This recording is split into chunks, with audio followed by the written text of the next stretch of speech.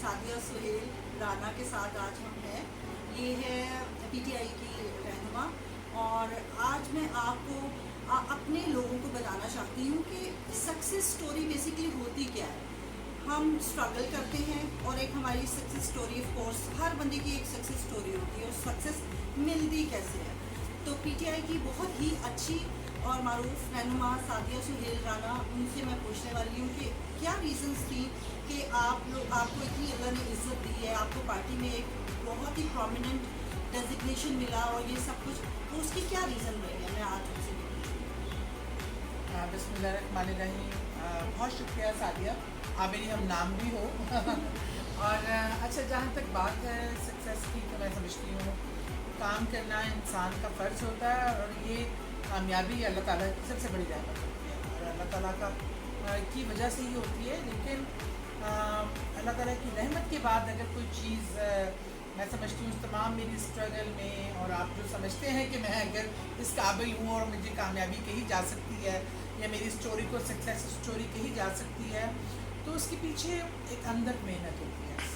मेहनत वो जिसमें दयानतदारी हो, आपका विजन क्लियर हो, कोई लालच या तमा या किसी ख़ास सीख को पेश नज़र रख कर न की जाए, बेलॉस हो, वतन के लिए हो।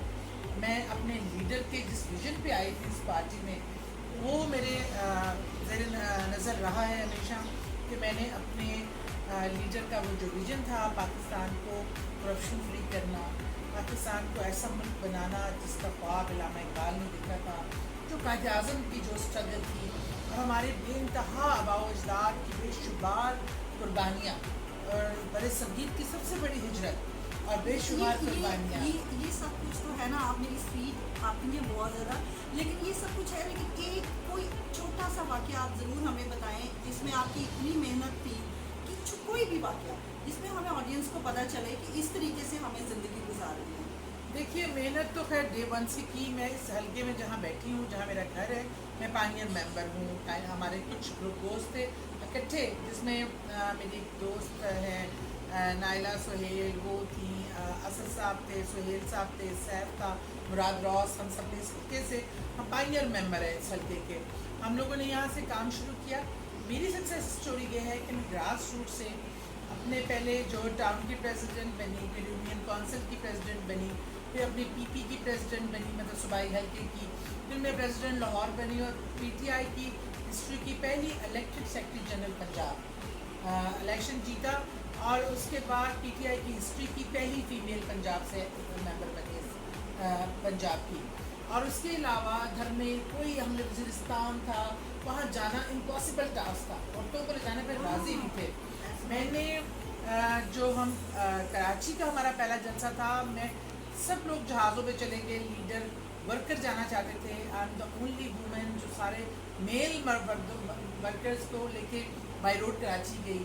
हम कराची पहुँचे, वज़ीरिस्तान पहुँचे, उसके बाद धरने में अपने यूथ के लड़कों को बचाते हुए पुलिस ने मेरे हाथ पे मारा और मेरा ये बाजू तोड़ दिया, और पूरा धरना उस बाजू टूटे हुए के साथ अल्हम्दुलिल्लाह अल्लाह ने तौफीक दी। उसमें मेरी प्रेसिडेंट सैयदा सलोनी बुखारी साहिबा का अगर नाम है इस पूरी स्ट्रगल में नाम लूँ, तो मैं समझूँगी मैंने अल्लाह की बड़ी नाशुक्री की।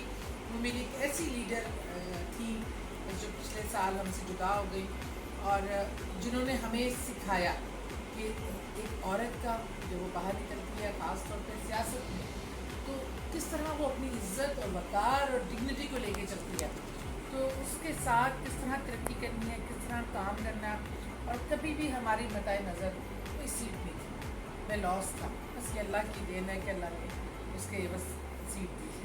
बहुत बहुत शुक्रिया। तो हम लोगों को समझ आ रहा है कि ये शानदार औरतें जिन्होंने शानदार मुकाम हासिल किया, और उसके पीछे इनकी मेहनत थी,